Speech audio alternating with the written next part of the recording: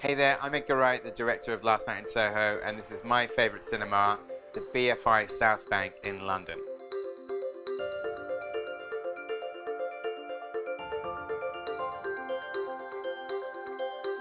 I think the simplest answer as to why I enjoy going to the cinema is just to escape. Being in a darkened room, watching something literally bigger than life is transportative. There's something different about just giving yourself to a movie in the dark. That to me is something quite magical. First time I came to the BFI was when I first moved to London like 27 years ago. I worked as a researcher in their building next door, London Studios. This was on my way home, and as soon as I sort of found this place, I would just be here every night. And I think the first year I was in London, they had a Dario Argento season and a Russ Meyer season and a season of 3D movies. So I would just be here all the time. So BFI South Bank is, in simple terms, a very special cinema. It's dedicated to the history of cinema. In more formal terms, it's the UK's publicly funded national cinema tech.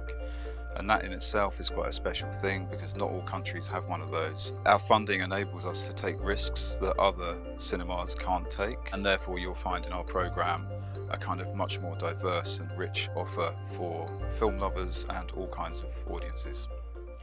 The great thing about the BFI is that they operate 7 days a week, 12 hours a day. So any given day there's 10 or 12 movies playing, and they also just play the classics and amazing things from the archive. You know that what you're seeing here is going to be the best presentation it could possibly be, and just amazing seasons of different directors work, different stars work, different genres, different countries. We try really hard to program across our platforms. The process itself is based on research and responding to what's happening in film culture now. You know, filmmakers generally are film lovers. I think filmmakers love BFI South Bank because this is where they can come to get inspired, to see the history of cinema on the big screen. And that kind of dialogue between contemporary, historical, and creators is really, really valuable for us. Over the years, I've done different events with the BFI South Bank. I've done lots of Q&As. I've helped co-host nights, like they do an amazing thing here called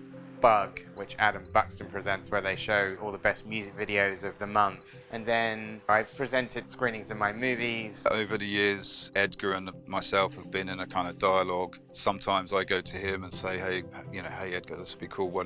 Can you come and work on a project? Quite often he comes to us and puts himself forward to program something in the cinemas. So when Last Night in Soho was coming out, I spoke to the programming team here and suggested doing something.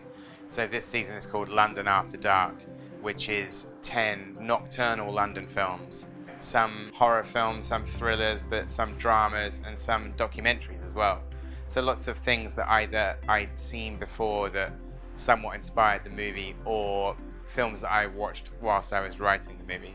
So in BFI South Bank we have 4 cinemas. 3 of those cinemas are quite special. They can project pretty much every film format and video format known to mankind. One of our theatres is digital only.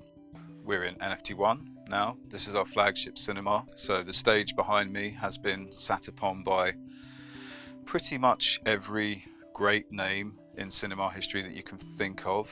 When you walk in the door here, the space has that kind of feeling, like when you go into a cathedral, there's a presence, there's an architectural presence. I think everybody feels that when they come into this place. I have my rankings of which screen I like. I like NFT1 the most. NFT3 is second. NFT2 is maybe my least favorite of the 3, but I'm not fussy.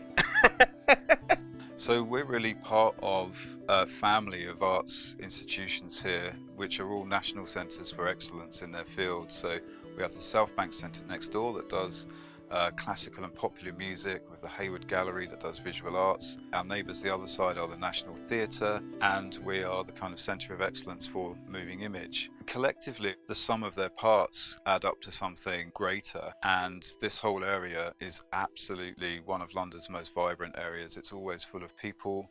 It's an amazing resource for local communities. It really is a kind of buzzy, vibrant art scene here.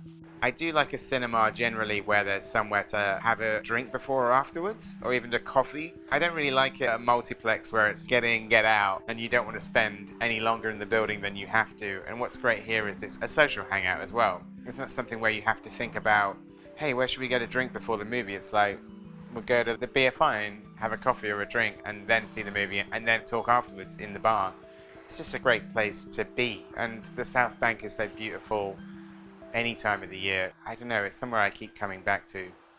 So there's two reasons why seeing films in cinemas is really, really important. I think all art forms should be experienced in the way that the artists intended them to be experienced. And that is why this place is so special and important. Nowhere else really is dedicated to showing the history of cinema in the way that it's intended to be experienced. The other reason, I think, is a sense of togetherness.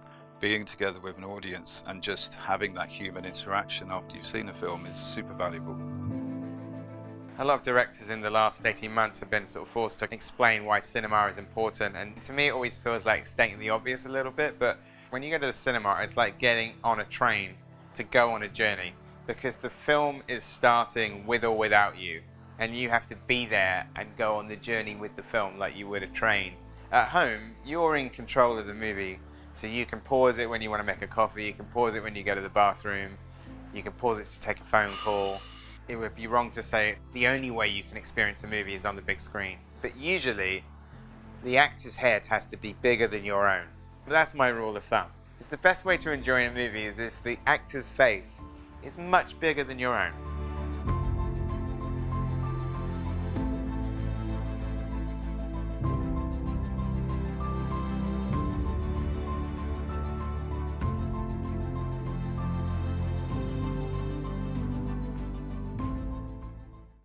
Last Night in Soho is a wickedly entertaining, mind-bending thriller.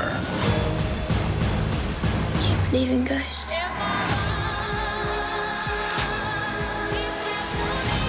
This is just a taste of things to come, Stanley. To Soho. To Soho. Last Night in Soho. Rated R.